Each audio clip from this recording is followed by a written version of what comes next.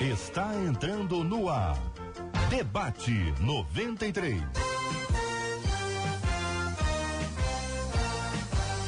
Realização 93 FM. Um oferecimento Pleno.news. Um olhar diferenciado além da informação. Apresentação J.R. Vargas. Alô, meu irmão. Alô, minha irmã. Aqui fala J.R. Vargas. Estamos de volta. Começando aqui mais uma super edição do nosso debate 93 de hoje, minha gente. Segunda-feira, 18 de dezembro de 2017. Fale com o debate 93. 2461-0093. E-mail debate@radio93.com.br. Facebook Rádio 93 FM. Site www.radio93.com.br. Fale com a 93 pelo WhatsApp 96803-8319. 96803-8319. Olha, a sua participação com a gente aqui pelo WhatsApp é muito, mas muito importante. É muito legal quando você fala, compartilha, dá sua opinião, dá o seu posicionamento e ajuda a gente a pensar os temas do nosso programa de hoje. Vários temas, entre eles, vamos começar logo aqui com o tema 01 do programa de hoje. Apesar de andar corretamente, o mau testemunho de outros cristãos me prejudica. O que mais ouço é que alguns crentes são pouco confiáveis e às vezes até perco o negócio só por ser evangélico. O que fazer diante da desconfiança dos outros que não foi gerada por um erro nosso? É errado concordar que é de fato gente que só faz sujar o nome do Senhor? Podemos dizer que essa desconfiança é um tipo de perseguição que a Bíblia diz que iríamos sofrer nos últimos dias? Ouvinte, o que você acha, hein? Conta pra mim a sua história. Já passou por uma experiência assim? Foi apresentar uma venda? Foi comprar alguma coisa pra você falou assim, tô desconfiado de você.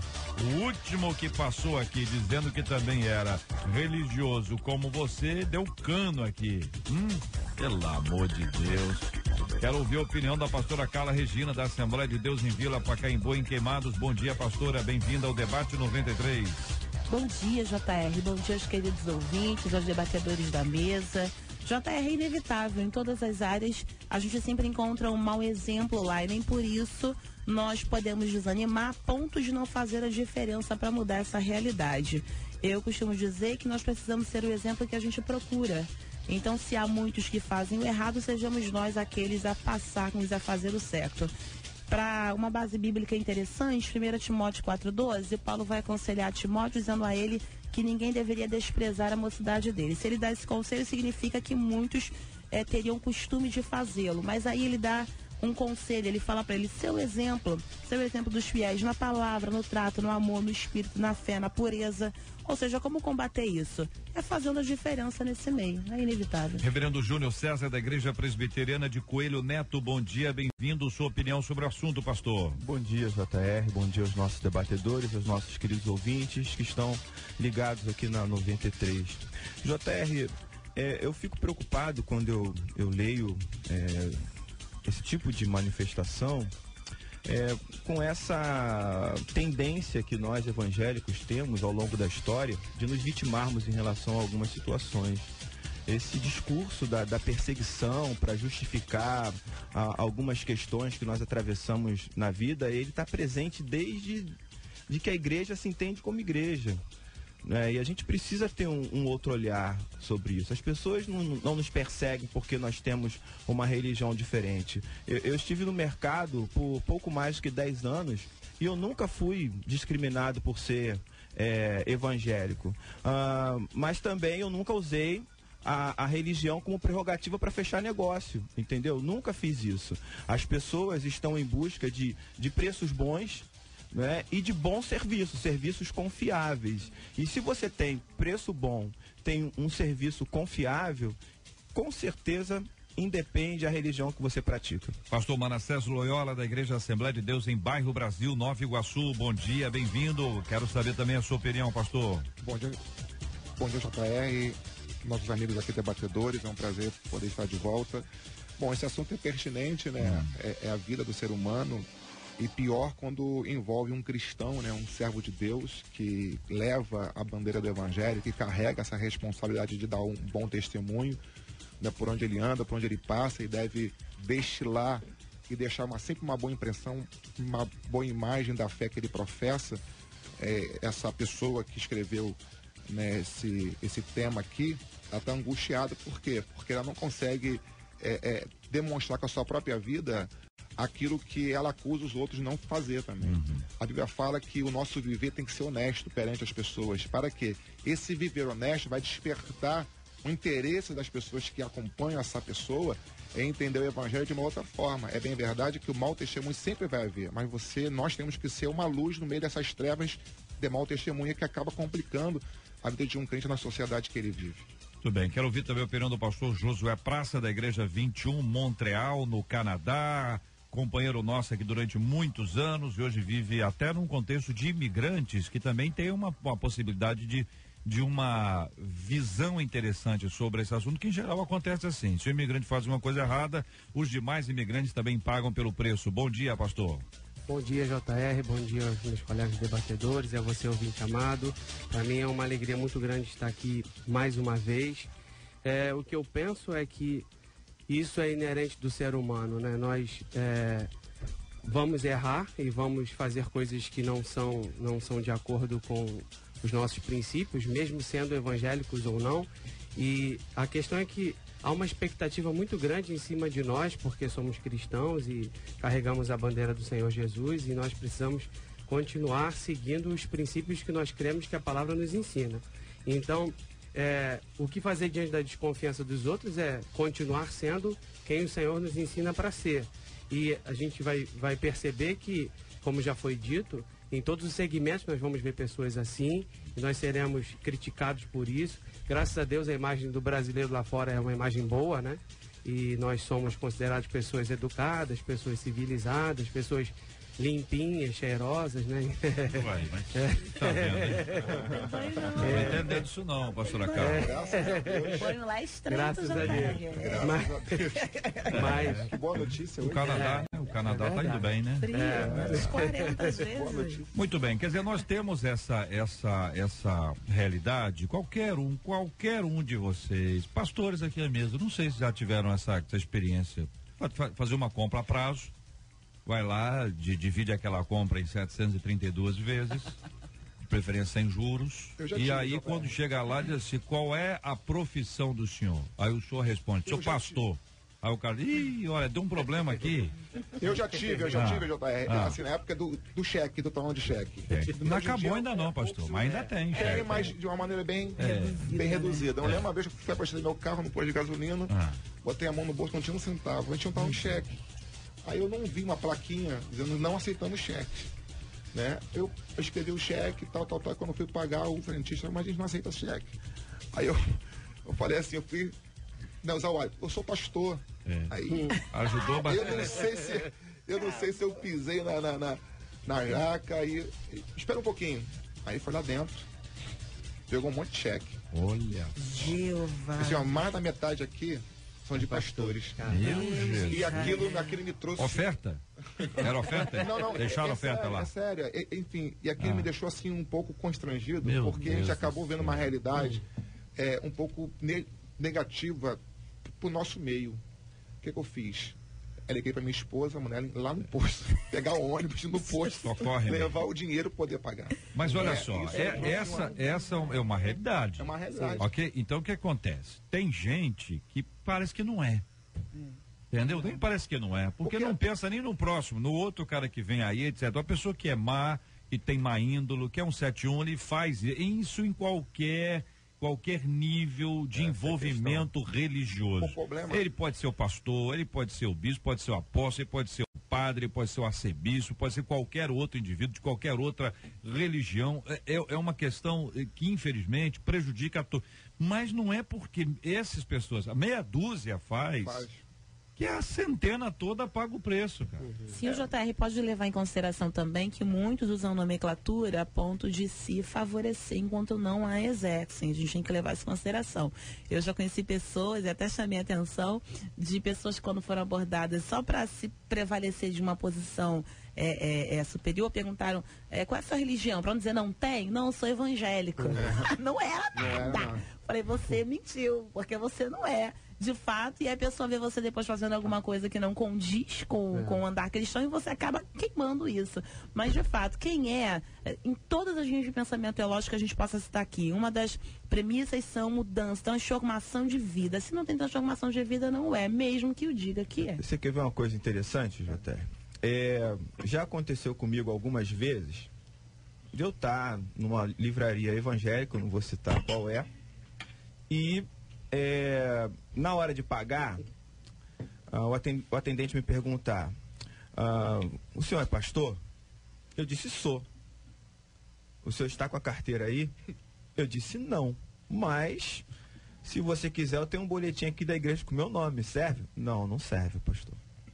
Quer dizer, a minha palavra eu acho que já valeria. Olha, eu estou falando dentro do mesmo segmento, não estou falando fora. Né? Então, convenhamos, não é uma questão de não ser crente ou de ser crente. Né? É uma questão de caráter. É uma questão que transcende qualquer religião que você siga ou deixe de seguir. Né? Nós temos pessoas que não seguem religião nenhuma e são extremamente honestas. Porque não pode, não pode. Pessoas, vamos ser prático, não pode. Isso é cara de pau. A pessoa quebra todos os outros. As pessoas depois pagam pelo erro dela ou pelos erros dela. Isso é um tipo de atitude absolutamente incontestável, que é um equívoco, é um grande erro. Não pode. Isso é uma coisa que não pode. É isso aí, tem pessoas que são assim, elas são assim. É do caráter.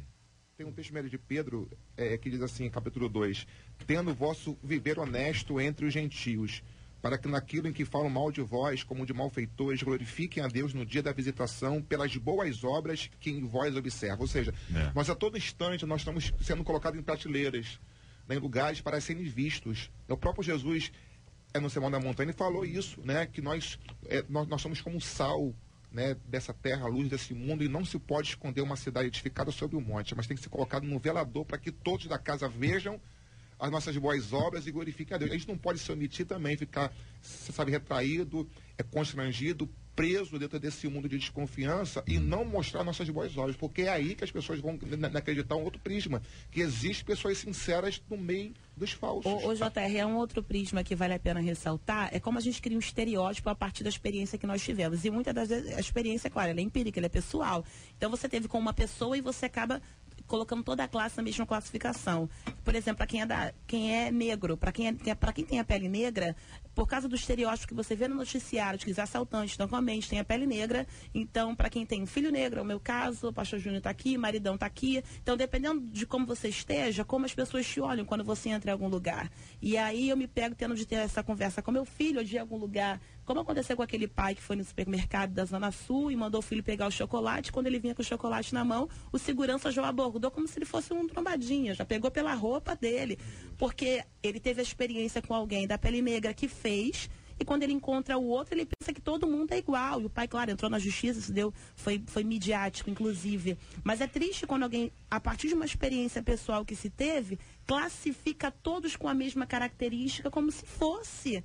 E é muito complicado você ter que ter a preocupação de bem arrumar o teu filho, dependendo de onde você vai, ou ter que prepará-lo para uma situação de racismo, ou como cristão mesmo, porque na escola pode sofrer o bullying, ou porque um pastor apareceu fazendo coisa errada no noticiário, e agora seu filho vai sofrer bullying na escola, porque pensa, teu pai é pastor, então teu pai também é. Enfim, ter de lidar com isso é difícil, mas resistência ou resiliência para uma situação ruim, você conseguir tirar alguma coisa boa, é o que a gente tem que fazer. Então nós concordamos que, de fato, como pergunta ouvinte, é errado concordar que há de fato gente que só faz sujar o nome do senhor, então não é errado. Existe gente que só faz isso.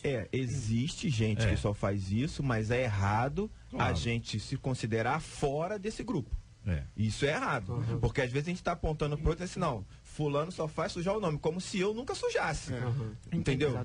É complicado isso. Perfeito, né? Me preocupa essa postura que eu vejo. Mas pastor, pelo minutinho.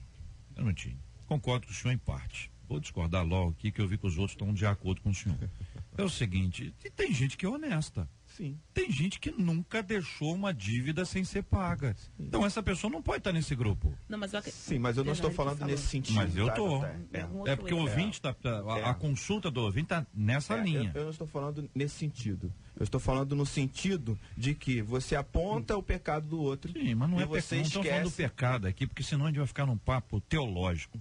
Não estou falando da coisa da seguinte: o cara foi lá e não pagou a conta. É isso que o ouvinte está falando aqui. Entendeu? Que não são confiáveis, que o negócio não é feito. O cara faz um orçamento, aí chega lá na hora, dá um enroleixo no sujeito e quer aumentar o orçamento, ele estende o prazo, ou ele não paga em dia. É disso que o ouvinte está falando. Então tem gente que faz isso e tem gente que é honesta. Ora, gente, eu acho que a maioria das pessoas, a maioria dos cristãos, a maioria é honesta.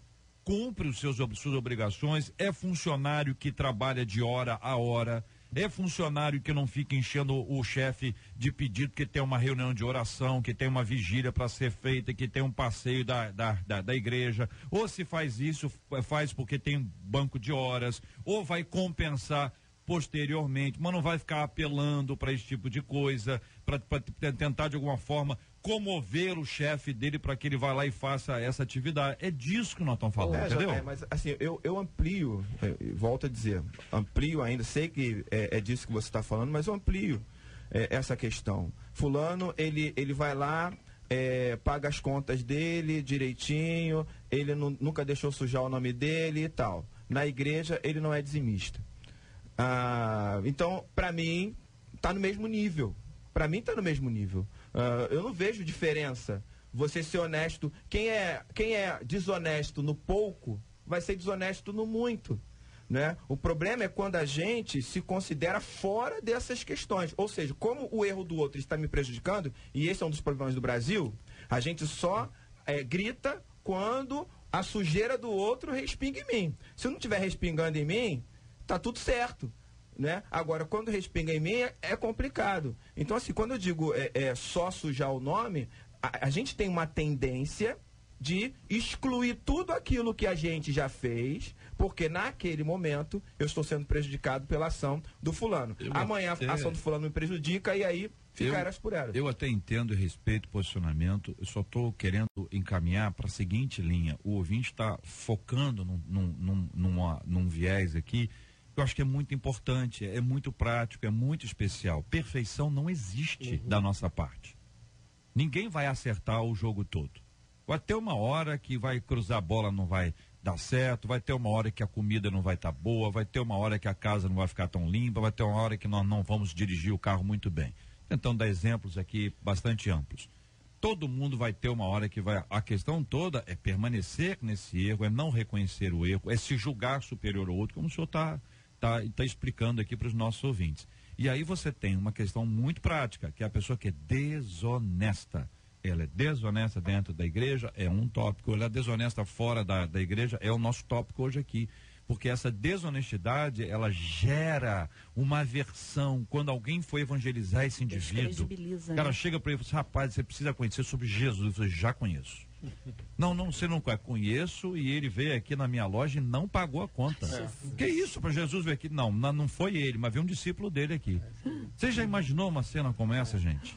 Essa é a realidade. Eu acho que essa é uma questão que a gente tem abordado bastante, saúde emocional e as coisas que a gente aprende, que deixa um pouco de lado, mas as coisas que a gente vai sendo gerado e formado dentro da nossa família, do nosso contexto, coisas que nós aprendemos, nos convertemos, mas não tratamos bem e acaba passando batido, e a gente se esquece de ver coisas como essa. Então a gente coloca umas coisas como espirituais e outras não. Então eu posso ser desonesto na rua, eu sou crente na igreja, mas não sou crente do lado de fora. Então a questão do secular e sagrado fica sempre separada, né? Então eu preciso entender que como é que eu posso fazer com que o outro perceba que os cristãos não são assim em sua maioria.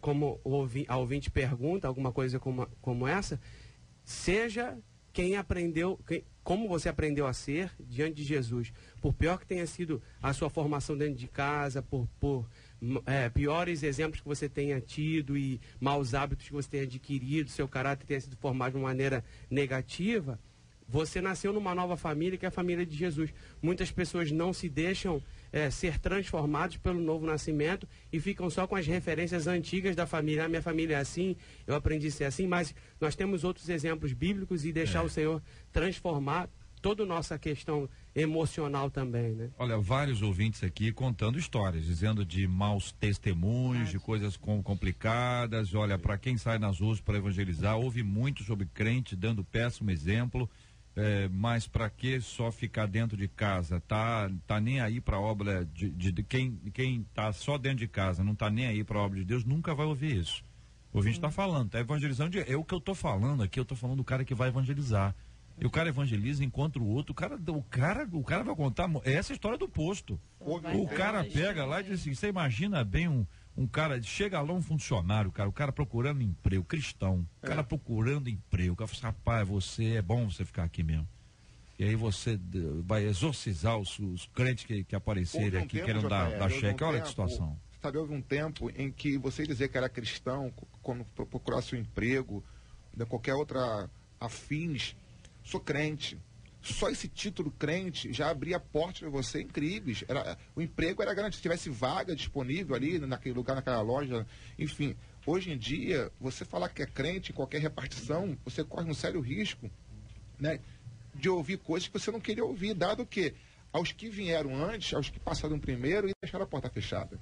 Então, hoje em dia, foi o que a Carlinha disse aqui, a nossa pastora Carla, que você não pode se omitir, se esconder por conta de maus testemunhos que dão. Você tem que continuar brilhando, a sua luz tem que ser visível, notória, para que as pessoas vejam as suas obras e pensem de forma diferente daquela que foi passada para eles. Vale a pena ressaltar que para que isso possa voltar, é necessário que a gente busque as qualificações a fim de que, como fazíamos antigamente, hoje em dia, eu vejo pessoas que elas falam assim, não, eu vou orar para Deus me fazer passar no Enem. Mas fica no Facebook a madrugada toda e não estuda. Se qualifica e Deus te honra, né? Fazer a sua parte do processo para que o testemunho de fato seja válido. E um segundo ponto que vale a pena ressaltar é sobre como a gente supervaloriza o erro alheio em detrimento do nosso próprio erro, talvez que o reverendo Júnior aqui estava dizendo. E vale a pena a gente ainda enfocar numa outra situação. Eu gosto de uma base bíblica segundo Samuel 11 com o pecado de Davi, quando Natan usa de estratégia para poder confrontá-lo, contando um caos acerca de alguém hipoteticamente, que ele se enfurece em se tratando de um problema do outro, quando na verdade era um reflexo do que ele mesmo estava vivendo. Então, quiçá pensar, como o pastor Manassés contou acerca do posto, que passar por aquilo faz com que nós tenhamos uma responsabilidade ainda maior de deixar um legado. Então, quando eu vejo que alguém denegriu o testemunho de um cristão, ou pelo menos dois cristãos, né, porque somos um corpo, é trazer para mim a responsabilidade, né, mesmo que seja em outras áreas. Olha o que diz um ouvinte aqui pelo WhatsApp. JR, o problema é que o povo só sabe olhar para quem erra. Quando eu estudava, na minha turma, além de mim, tinha alguns cristãos que não davam nenhum exemplo, sabe? E uma vez eu cheguei na sala e eles estavam falando mal dos crentes. Olha, aquilo me deu uma revolta, que eu olhei nos olhos de cada um e falei, por que vocês não seguem o meu exemplo? Todos ficaram calados e me olharam com respeito. Ninguém mais falou um pio. Para a pessoa usar a expressão pio é porque essa pessoa é brava. Porque essa é a expressão da minha mãe, entendeu? Fulano não deu mais nem um pio. É ou não é? É isso aí, ela chamou a responsabilidade. Como Pedro e João, né, quando estão subindo ao templo para orar, ele fala assim, olha para nós, isso é uma responsabilidade. Ou seja, veja em mim, veja em nós o que você não viu em ninguém até agora. Entendeu? Pedro e João chamou para si, olha só, eu sou o exemplo que você precisa, eu sou a pessoa que você espera.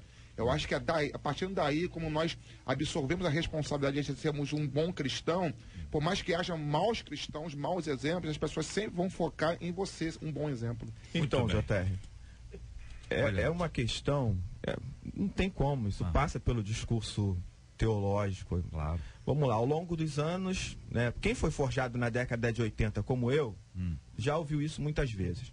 Não olhe para mim, não olhe para o homem, porque o homem vai te decepcionar. Olhe para Jesus. Ainda hoje eu ouço esses discursos. Enquanto na Bíblia diz, sede meus imitadores como eu sou de Cristo. Torna-te, pois, um padrão para os fiéis, na piedade, no amor. Quer dizer, a gente fica falando esse negócio por aí, que você deve olhar só para Jesus, E aí você relaxa em relação à postura ética do homem, do crente, do discípulo na caminhada. Você relaxa, porque eu vou ter que olhar para Jesus, né? Tô sujando o nome de quem? De Jesus. Eu não estou sujando o meu nome, eu estou sujando o nome de Jesus, né? Essa é a ideia. Eu não estou sujando o nome da minha mãe, do meu pai, estou sujando o nome de Jesus. Isso é conveniente. Eu vou lá, faço o que eu tenho que fazer, porque no final das contas eu vou num outro lugar fazer a mesma coisa, porque o nome que ficou sujo na outra foi o de Jesus, não foi o meu, né? Aí vem um crente atrás e diz: ele fez isso, então você não deve olhar para ele, não, olha para Jesus, né?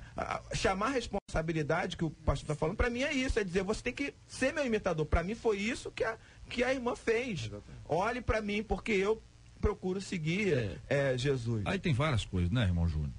Que é o seguinte: primeiro, que Paulo está dizendo, ser meus imitadores como eu sou de Cristo. Não é para ser imitador dele, para ser imitador de Cristo como ele é imitador de Cristo. Evidentemente, eu concordo com o senhor. Quando aponta para Cristo e não se coloca como exemplo, a pessoa parece que se esconde. Se esconder atrás da cruz está ótimo, que é um lugar excelente para estar. Mas, em geral, não é isso. Eu entendi o que o senhor está dizendo.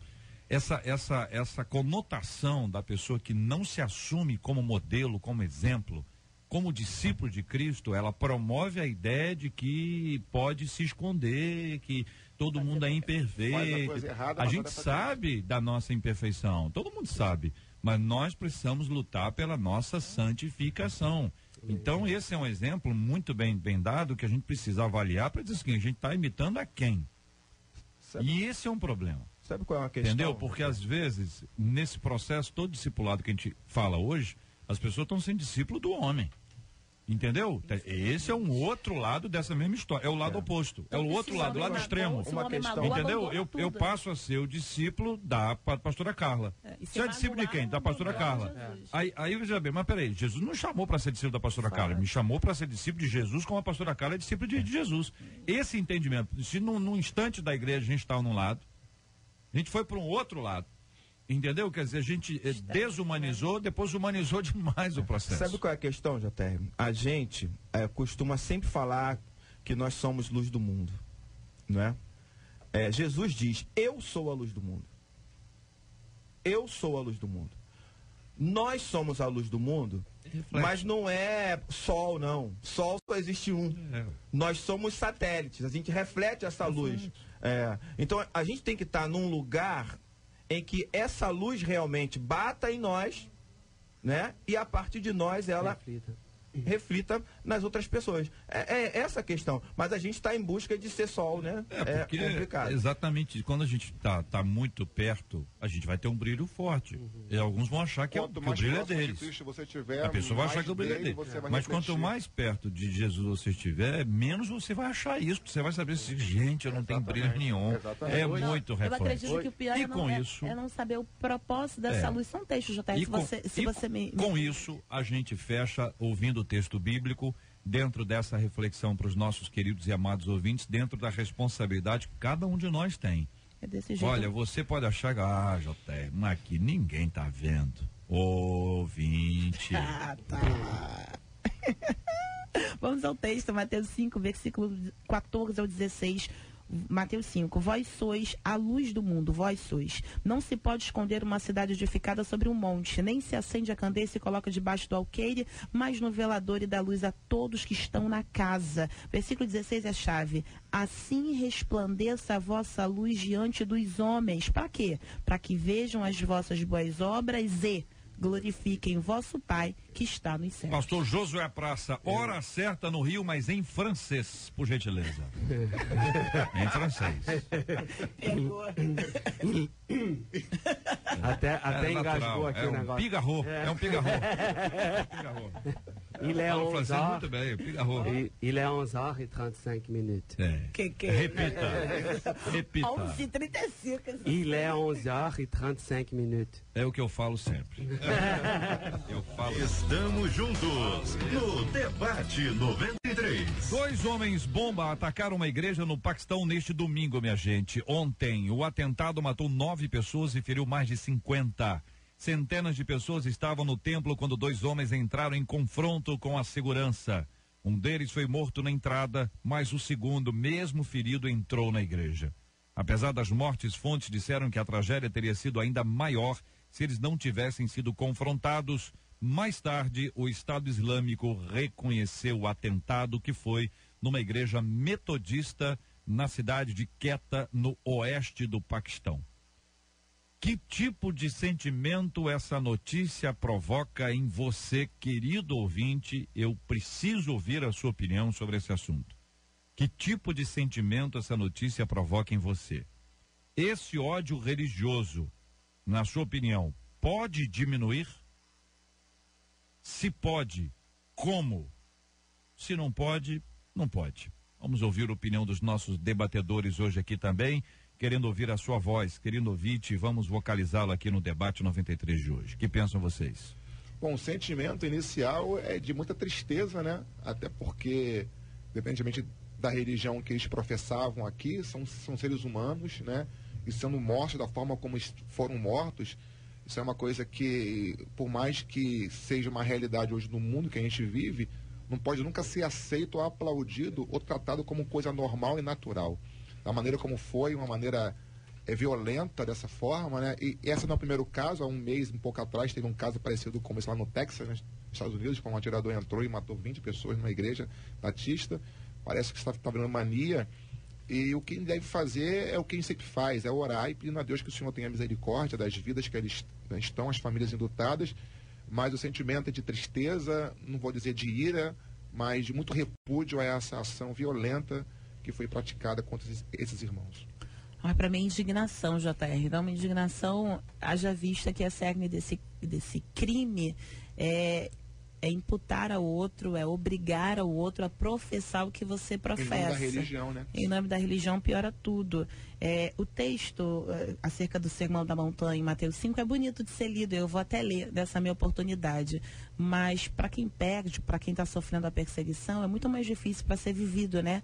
A Bíblia vai dizer, Mateus 5, versículo 10, bem-aventurados que sofrem perseguição por causa da justiça, porque deles é o reino dos céus. Bem-aventurados sois vós, quando vos injuriarem, perseguirem, mentindo, disserem todo o mal contra vós, por minha causa. Exultai e alegrai-vos, porque é grande o vosso galardão nos céus, porque assim perseguiram os profetas que foram antes de vós. Então, bem-aventurado quem sofre perseguição pela causa do Evangelho, em contrapartida para quem fica, uma tristeza, né? E uma sensação de impotência. Haja vista que aqui a gente não sofre tão extremamente como lá nesses países, nessa janela das 40, onde o Evangelho não é pregado com tamanha liberdade. Enfim, fica o nosso lamento por essas vidas que eu creio que a gente vai se encontrar na glória. Quando a gente parar de usar o nome de Deus para cometer qualquer tipo de atrocidade contra a humanidade que ele criou, eu acho que o ódio vai diminuir.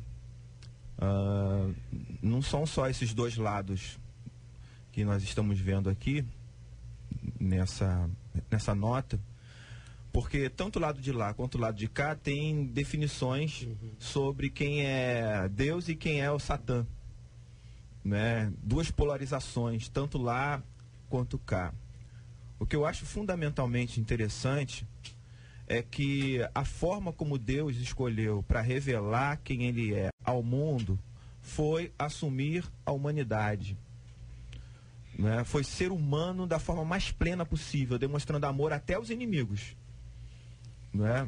E quanto mais perto de Deus, eu acho que mais humano a gente fica. E quanto mais distante de Deus, a gente fica mais animalesco, mais violento, mais incompreensivo, né? Então, na realidade, a gente usa o nome de Deus, mas não está próximo dele. O dia que essa situação mudar, eu acho que o ódio vai diminuir em ambos os lados. Eu também me sinto triste e hoje tenho a oportunidade de viver num contexto global, né? Tenho muitos amigos hoje que são muçulmanos e estão próximos a mim e próximos à minha esposa. 95% dos alunos de onde ela estuda são muçulmanos, e a gente pode enxergar um pouco esse contexto de uma forma diferente. E há uma razão para esse ódio, né? E a gente precisa aprender a respeitar a forma como eles pensam, assim como eles deveriam pensar da mesma forma. E nós temos caminhado com pessoas que jamais tiveram bons pensamentos sobre cristãos e hoje podem, tem alguns amigos, por exemplo, minha esposa está aqui no Brasil comigo e tem a sua amiga do trabalho, ela é de Marrocos, ela é muçulmana, está em Marrocos de férias e ela, de vez em quando, nas férias tem ligado para minha esposa perguntando como ela está, enfim. Ela tem prazer de estar conosco, temos outros amigos que também são muçulmanos e têm prazer de estar conosco e tem começado a questionar um pouco algumas coisas que são diferentes.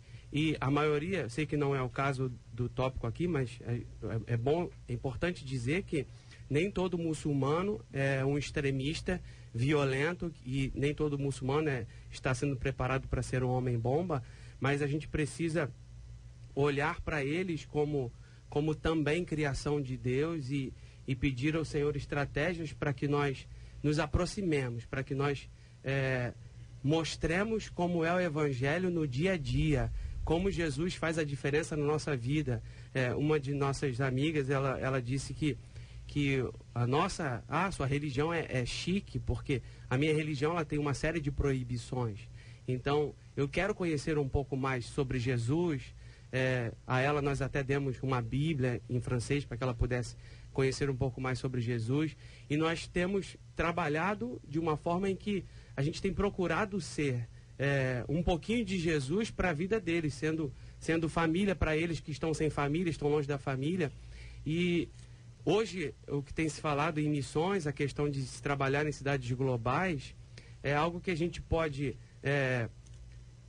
encontrar pessoas de todas as nações do mundo e de repente essas pessoas terem o privilégio, a oportunidade de conhecerem Jesus, serem transformados por Jesus e isso ser levado ao seu país, já que às vezes é tão difícil o evangelho entrar em seus países, nós podemos levar o Jesus para onde eles estão num contexto de repente por um curto espaço de tempo, né? Então, essas oportunidades missionárias são fundamentais para ampliação até da compreensão do Evangelho na realidade mesmo, e não aquilo que falam sobre o Evangelho. Dentro de num ambiente onde não se escuta muito sobre o Evangelho, as pessoas podem falar sobre o Evangelho coisas que o Evangelho não é e nunca foi. Sim. E isso produz ira nos outros. Mas é também fundamental, no ponto de vista histórico, analisar que nós tivemos vários embates anteriores, que muitos, em nome de Deus, fizeram coisas horrorosas, cristãos, ou pelo menos supostamente cristãos, usaram o nome de Deus em vão. Hoje o que a gente vê é uma igreja no Paquistão, uma igreja metodista, são essas informações que nós temos, a igreja metodista atacada, 9 pessoas mortas, 50 pessoas feridas. Evidentemente, se esse assunto tivesse sido em qualquer cidade dos Estados Unidos ou numa importante cidade da Europa, certamente seria a capa dos jornais, estar em todas as mídias o tempo inteiro. Como é no Paquistão, isso diminui muito o seu impacto. É por isso que a gente precisa trazer esse assunto aqui, para que a gente reconheça que a luta é do mundo inteiro e é no mundo inteiro, que esse tipo de atitude produz uma tristeza muito grande no coração de todos aqueles envolvidos, mas deve pesar também no nosso. Vários ouvintes dizendo da sua tristeza, da sua indignação, e uma dessas ouvintes em especial falando: a gente precisa se unir mais. A gente precisa parar de brigar entre nós, a gente precisa pregar o Evangelho, fortalecer. Você imagina bem como é que essa igreja está. Ainda que você diga assim, poxa, eu não sei como, enfim, mas pode ser que alguém esteja ouvindo a gente e tenha algum acesso à língua, consiga se comunicar, conheça alguém da região para dar uma palavra de encorajamento, uma palavra de consolo, uma palavra de ânimo, porque essas lutas que estão acontecendo lá são constantes. Esse é um lugar de perseguição constante, as pessoas vivem o tempo inteiro. Veja, irmão, é muito difícil ser crente num lugar desse. É muito difícil ser crente num lugar desse.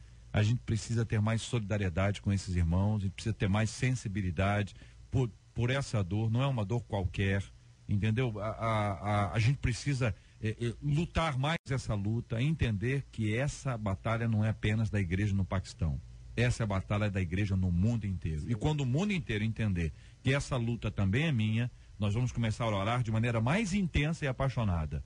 E aí é possível, pela graça de Deus, nós viemos a experimentar mudanças significativas nesse perfil mundial, onde nós temos aí o mundo inteiro vivendo essa batalha.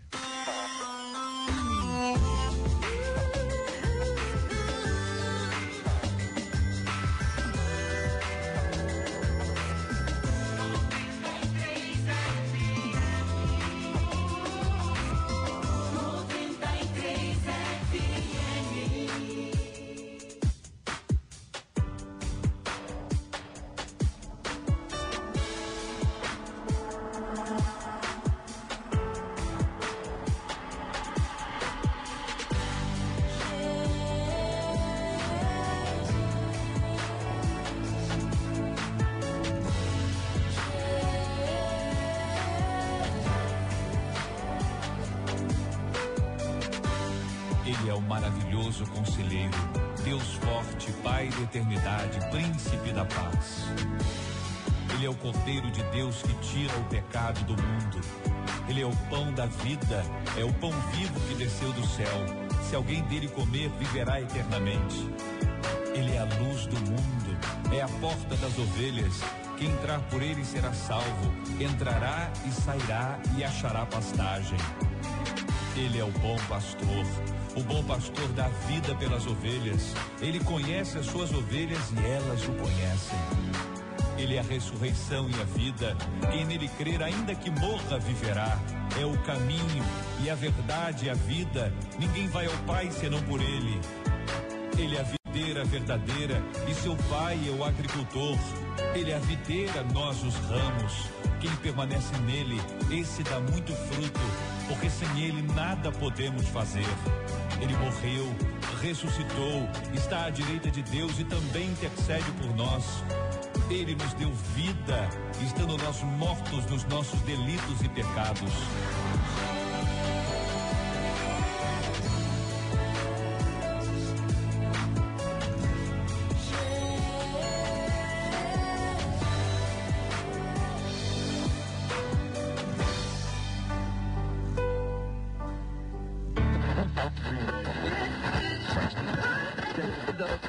O seu rádio está no Debate 93. As crianças não largam mais os smartphones. Quem é pai sabe o quanto é difícil convencê-los a sair do videogame para ler um livro. Mais uma mãe italiana, mama, teve uma ideia tão boa que a iniciativa viralizou nas redes sociais. Ela troca a senha da conexão Wi-Fi com frequência por termos relacionados a clássicos da literatura. A senha do Wi-Fi desta semana é a cor do vestido de Ana Karenina no livro. Eu disse o livro e não o filme. Boa sorte, diz a mãezinha. Mama, escreveu a mãe em um bilhete. A imagem se espalhou pela internet. Em sua opinião, a mãe foi inteligente, irônica ou má? E você, lê regularmente, de vez em quando ou quase nunca? Quero dizer que a segunda pesquisa não é para os debatedores, é para os ouvintes, mas a primeira vale para todos. Afinal de contas, nós queremos entender aqui se essa foi uma boa ideia. Eu fiquei pensando em personagens da Bíblia, em textos bíblicos. Né? Agora é bom, só quero dar uma recomendação que quem tiver essa ideia, anota. Porque a tendência da gente é esquecer as coisas. Depois, se você esquecer, você vai ficar. Vai todo mundo rir de você, vai ser agora. Se nem você lembra, como é que nós vamos saber? Agora aqueles nomes complicados, né? E aí? Ô, JR, eu como mãe achei muito interessante. Essa mãe foi estrategista, né? E essa estratégia é muito saudável. Eu estimulo leitura na minha casa, né? E aí, para isso, aí o maridão, a gente entra junto no promo junto com o Zaquinho, nosso filho de 13 anos. E a leitura é estimulante em todos os âmbitos. No caso do celular, eu sou um pouco mais radical. Semana de prova eu corto mesmo. Tem uma estratégia do livro, não.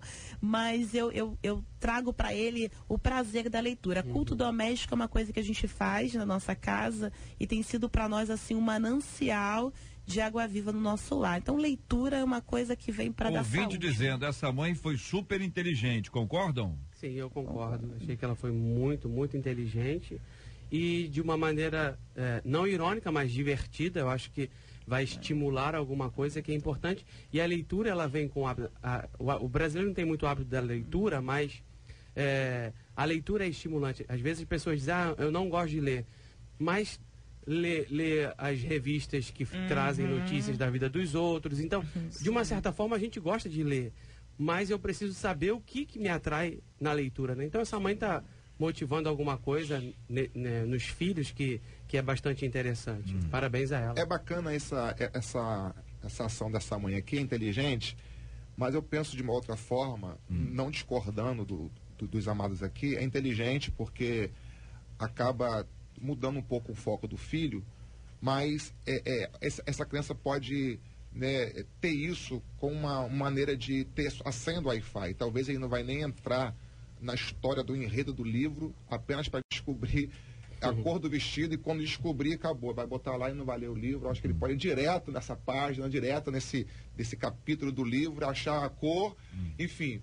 A não ser que tenha uma coisa muito subjetiva no livro, muito escondida, que precisa ser bem assim peneirada, vasculhada para que se encontre, entendeu? Porque pode criar uma aversão à criança na leitura também. Eu sou de uma época, JR, que uma das punições das nossas arte dentro de casa era ler Bíblia. Minha mãe dava um salmo pra gente ler, vai ler Bíblia. E eu fiquei preocupado quando eu comecei a crescer, eu tinha uma certa aversão à Bíblia, por causa de que o meu castigo sempre é ler a Bíblia. Sim, gente, entendeu? Isso é muito ruim. A pessoa não tem que ler um bom livro, não tem que ler a Bíblia, assim, obrigado a ler, ou ter que ler para não ser punido como deveria ser. Olha, um ouvinte nosso está dizendo assim, a mama é maravilhosa, arrasou, tá de parabéns.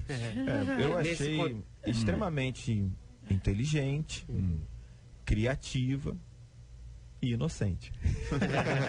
Por que inocente? Porque hoje você tem aplicativo no celular que você acha a senha rápido e baixa gratuitamente. Então, necessariamente... Mas se essa mãe muda a senha e essa mãe dá uma missão, ela tá de olho.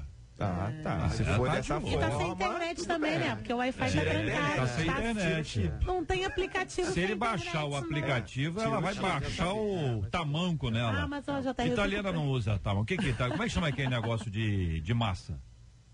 Aquele rolo de massa. Ela vai lascar o rolo de massa em cima dele. Mas eu prefiro acreditar que tenha sido assim uma atividade muito divertida em família. Eu acho mais que por aí. Eu acho que não foi um tom de castigo. Não, e sem contar que ela está participando disso, porque certamente ela leu, e eu quero crer que tenha ali alguma coisa subjetiva, não tão clara e evidente. Eu quero acreditar que ela lia. Que até lido. Alguns vão achar que ela abriu na página 39 e viu que a Ana fulana aqui estava usando o vestido tal cor. Ela fechou e botou qual o vestido da Ana? Como é que é o nome da Ana? Ana Caterina. Essa mãe criativa deve ter tido um pouco mais trabalho. Karenina.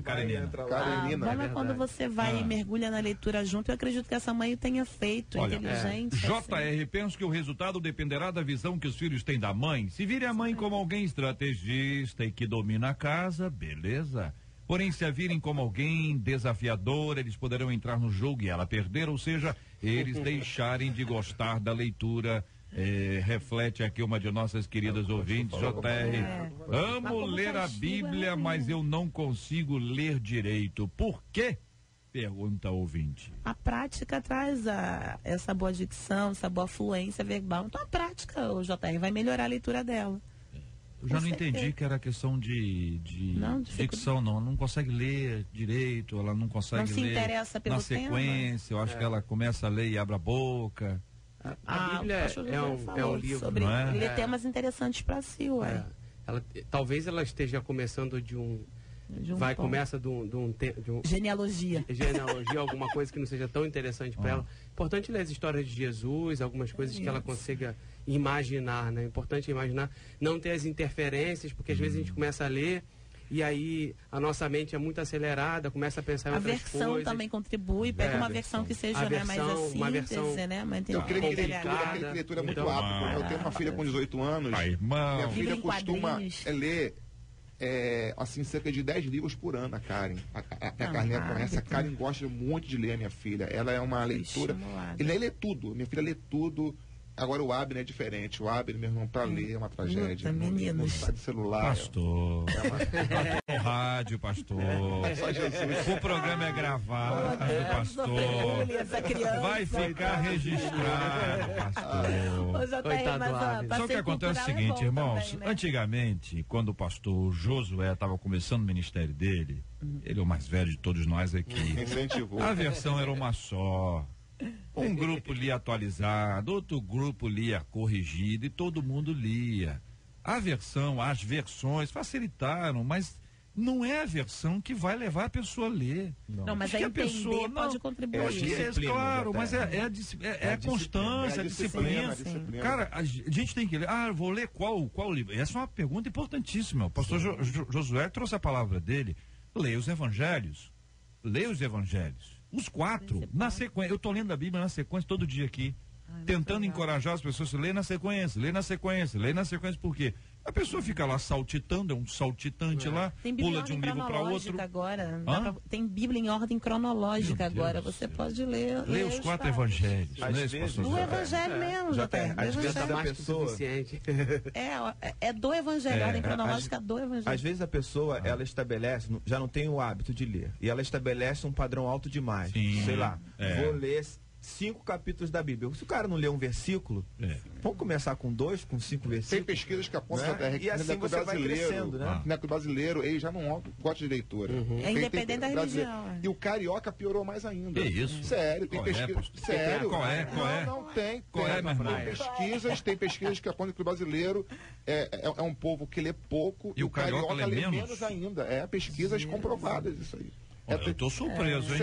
Sério? O carioca é reconhecidamente um povo crítico, que analisa, é oposição do ponto de vista político, ou seja, ele tem uma reflexão, foi capital.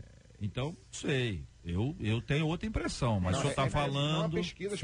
Agora, eu e o Abner gravamos o programa de hoje, entendeu? Para poder trazer essa reflexão para o nosso ouvinte. Mas eu tenho outra impressão. No meio evangélico, as pessoas leem mais porque leem a Bíblia. Agora, se o cara não lê a Bíblia, não vai ler mais. Entendeu? Essa é que é a encrenca. Me lembrei aqui agora do Evandro dos Santos, queridíssimo Evandro dos Santos, que criou na casa dele uma biblioteca comunitária.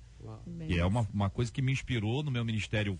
Repliquei isso, dei a honra a ele, o Evandro, que abriu na casa dele, foi pegando o livro, começou a ler com 32 anos, me parece, aprendeu a ler com 32, e aí começou a trazer livros para dentro de casa, e ele gosta dos livros que circulam, entendeu? Para você ter uma ideia, você imagina bem, que você pensa que o Niemeyer desenhou a biblioteca dele.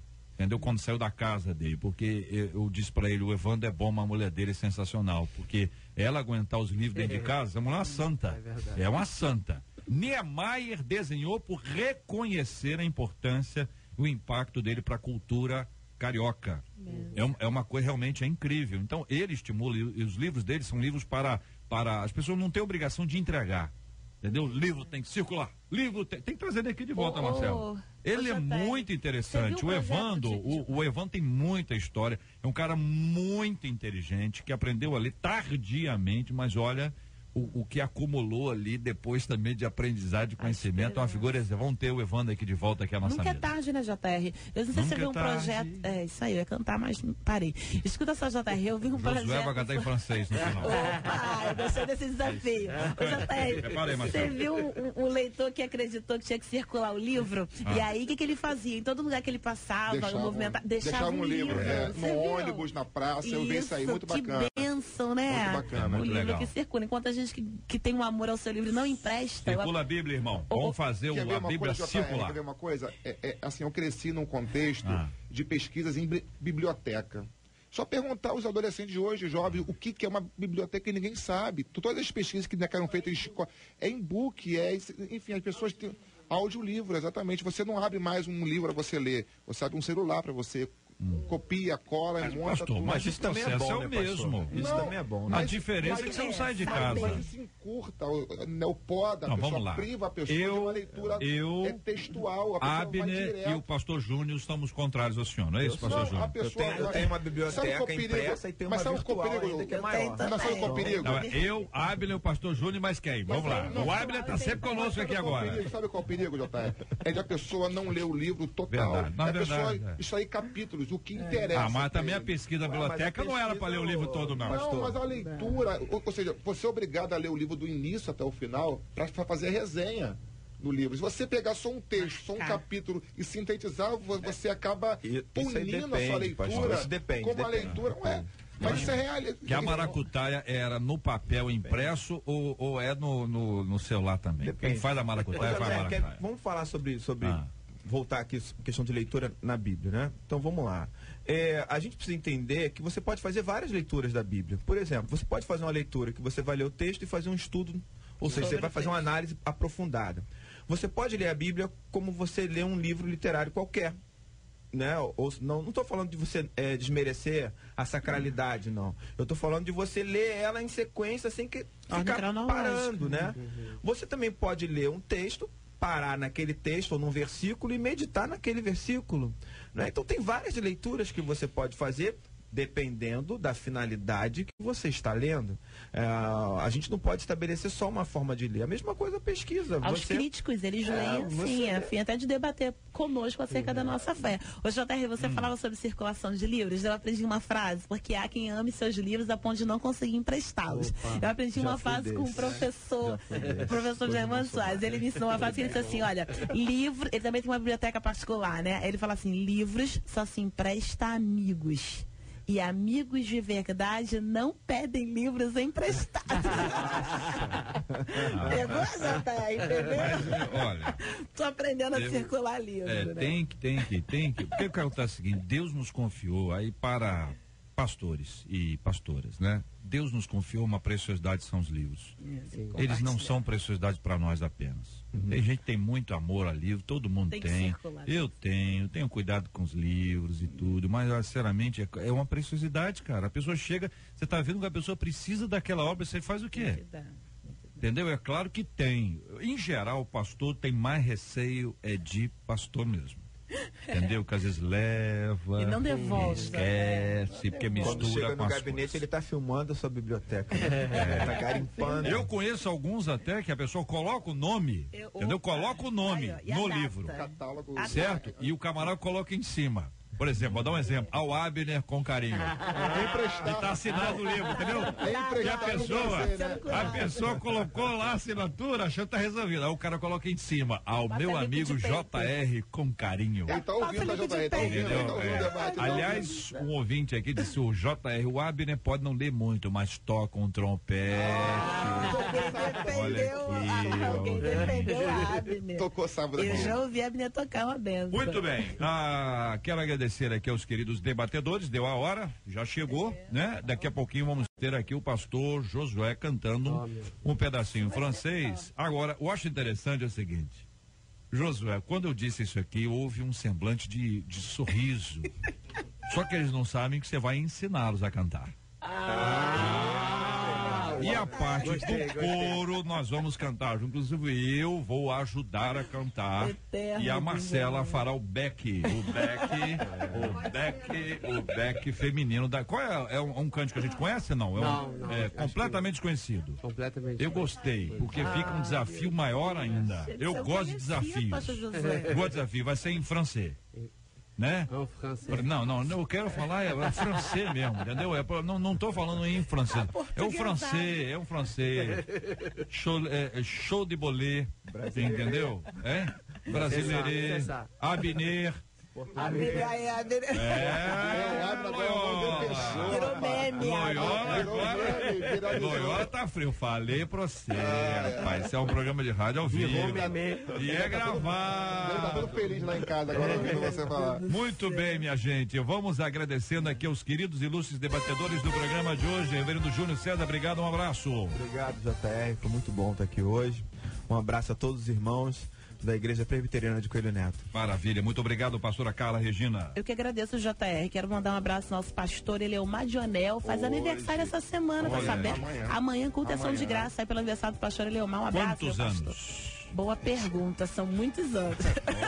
Alguns. Lena, me ajuda, pastora Ana Raquel, me ajuda, eu muito não sei. Bem. Pastor Manassés, obrigado, um abraço. Obrigado, JR, foi um prazer enorme por poder compartilhar de momentos tão agradáveis como esse aqui. Todos os amigos debatedores, a Rádio 93 FM e a minha família. Abner, papai te ama. Você é um excelente trompetista, você é um excelente jogador de futebol. Só falta só a leitura para você se enquadrar no plano que Deus tem para tua vida. Deus abençoe. Pastor Josué Praça, muito obrigado, bem-vindo de volta. Vai ficar quanto tempo aqui, pastor? Até domingo. Até só? Só. Ô, meu querido, que Deus te abençoe, viu? Amém. Bom retorno, amém. Que Deus te abençoe cada vez mais. Obrigado. Amém. Quer mandar um abraço pro povo? Quero sim. Agradeço a oportunidade de estar aqui. Quero mandar um abraço pro Anderson, que veio me trazer. Anderson Lemos, está aqui comigo. Anderson. É isso. E os irmãos da Comunidade Cristã Terra Fértil, o Bispo Ricardo e a Bispo Ana Paula, que receberam com muito carinho no sábado. E também os irmãos da Batista Palavra Viva, a pastora Ana Angélica, família e amigos que têm nos ajudado nesse tempo difícil aí que o Senhor tem nos dado. Deus abençoe a todos, queridos e amados debatedores, nossos queridos ouvintes. Qual é a música, pastor? Conta aí pra gente. A música se chama Mon C'est Correct en Toi. E quer dizer? Minha segurança está em ti. Olha aí. Então vamos lá. Pode ir? Pode ir, ué. É só um pedacinho. Quer brincadeira? Achou que era brincadeira? Faz ao vivo, quem sabe? Toi seul est ma force, toi seul me restaure mon secours est en toi. Toujours tu me portes, jamais tu ne dors, mon secours est en toi. Tá bom, né? Não, quero mais, ué. Mais um pedacinho. Não consegui nem aprender. Aprender. Ô, Cid, o que você achou? Então, Cid, o Cid vai resolver. Tá bom ou quer mais? O homem é boa praça, né? Obrigado. Deixa assim que tá bom. Obrigado. Cantou bem. Amizade é fogo. A amizade é fogo. Muito bem, então tá aí o pastor Josué Praça cantando. Deixa eu mandar um abraço aqui, queridíssimo Malta Júnior. Fez aniversário ontem, muito legal, Malta Júnior. Malta Júnior começou no rádio, quando o rádio não havia. Quando o rádio não havia ainda, né? O Malta é um dublador excelente, tem uma habilidade, é impressionante. É um cara criativo, é um cara alegre, divertido. E um cara que tem 85 anos, a impressão que dá é que ele é muito jovem. É muito jovem. De vez em quando ele sai do ar, não, Cid, ele tá fazendo mais uma cirurgia. Botox, acho que não dá mais, né? Botox, até uma cota, não tem? Botox tem uma cota que tem sempre. Sim ou não, Cid? Mas olha, é incrível, é incrível. Essa figura extraordinária, nosso querido Maltinha Júnior, completando ontem mais um ano de vida, para a alegria de todos nós e sempre muito bom poder agradecer a Deus pela vida de um companheiro de trabalho como ele. Vamos pedir ao pastor Josué para orar conosco em português, por gentileza, e vamos orar incluindo aqui na nossa oração essa figura querida que é o Malta Júnior. Vamos orar pelos nossos ouvintes, pela igreja no Paquistão, por aqueles que perderam seus entes queridos nesse atentado terrível que aconteceu ontem na igreja metodista lá no Paquistão. Vamos orar uns pelos outros, vamos orar pela cura dos enfermos, pelo consolo aos corações enlutados, por você, ouvinte amado que nos acompanha. Que Deus te abençoe e te sustente cada dia mais, em nome de Jesus. Uma maravilhosa semana para nós. Amém. Senhor Jesus, te agradecemos pelo privilégio de estarmos aqui diante de ti. Obrigado pela vida do Malta, que ele possa continuar crescendo no teu amor, na tua graça, e que ele possa ser sempre alcançado pelo Senhor, para ser alguém que o Senhor usa para a tua obra. Senhor, te agradecemos pela liberdade que nós temos e te pedimos para que o Rio de Janeiro seja restaurado para a tua glória, e pedimos pelos irmãos do Paquistão, essas famílias enlutadas, que venha o teu consolo, o teu amor, que está sempre com eles, em nome de Jesus. Amém. Que Deus te abençoe.